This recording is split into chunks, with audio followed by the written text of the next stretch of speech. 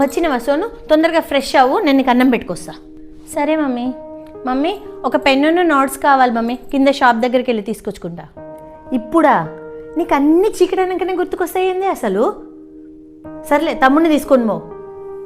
Phone లేపట్లేదు అసలు, ఇది పోయి ఎంతసేపు అవుతుంది. రాని దీని సంగతి చెప్తా.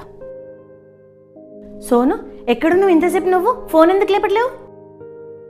మమ్మీ అక్క ప్రతిసారి షాప్ దగ్గరికి వెళ్ళగానే మాయమైపోద్ది. మాయమైపోయిందా? అదేం లేదమ్మా, నేను షాప్ దగ్గరే ఉన్నాను. విని భయపెట్టిద్దామని దాక్కున్నా, జస్ట్ జోక్ అంతే. ఇంత రాత్రి పూట జోక్ చేయడం ఏందే?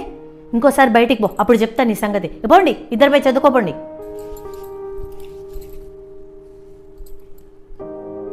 సోను సోను డోర్ ఎందుకు వేసుకున్నావు? డోర్ తీ. నువ్వు డోర్ తీ ఫస్ట్. డోర్ ఎందుకు వేసుకున్నావు నువ్వు? నీ గదిలో నుంచి మాటలు వినిపిస్తున్నావు. ఎవరితో మాట్లాడుతున్నావు? అదేం లేదమ్మా, నేను గట్టిగా చదువుతున్నాను కదా, మీకు అట్లా వినిపిస్తుంది అంతే. సరే చదువుకో, ఫోన్ చూడకు చెప్తున్నా. సోనా సోను,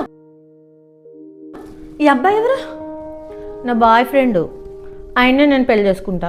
బాయ్ ఫ్రెండ్ ఏంది, పెళ్ళి ఏంది? అసలు ఏం మాట్లాడుతున్నావు? బుద్ధుండే మాట్లాడుతున్నావా? నువ్వు చదివేది ఇంకా 12th క్లాసేనే. సోను ఏం చేసావే? నా పరువు తీసావు కదా. ఆగండి, నేను మాట్లాడుతున్నాను కదా.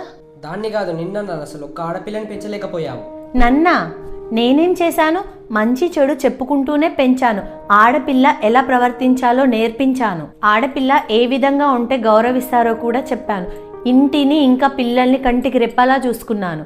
కానీ వీళ్ళ బుద్ధి గడ్డి తింటే నా తప్పేముంది ఇందులో? ఆడపిల్ల తప్పు చేస్తే తల్లిది తప్పు అంటారు, తల్లినే తప్పు పడతారు. ఎందుకు? అయినా పిల్లలు కేవలం తల్లి బాధ్యతనేనా? తండ్రికి ఏ బాధ్యత లేదా? అయినా ఏ తల్లి చెప్తుందండి పిల్లలని చెడిపో అని? ప్రతి తల్లి తన పిల్లలకి మంచి ప్రవర్తన, మంచి బుద్ధులే నేర్పిస్తుందండి.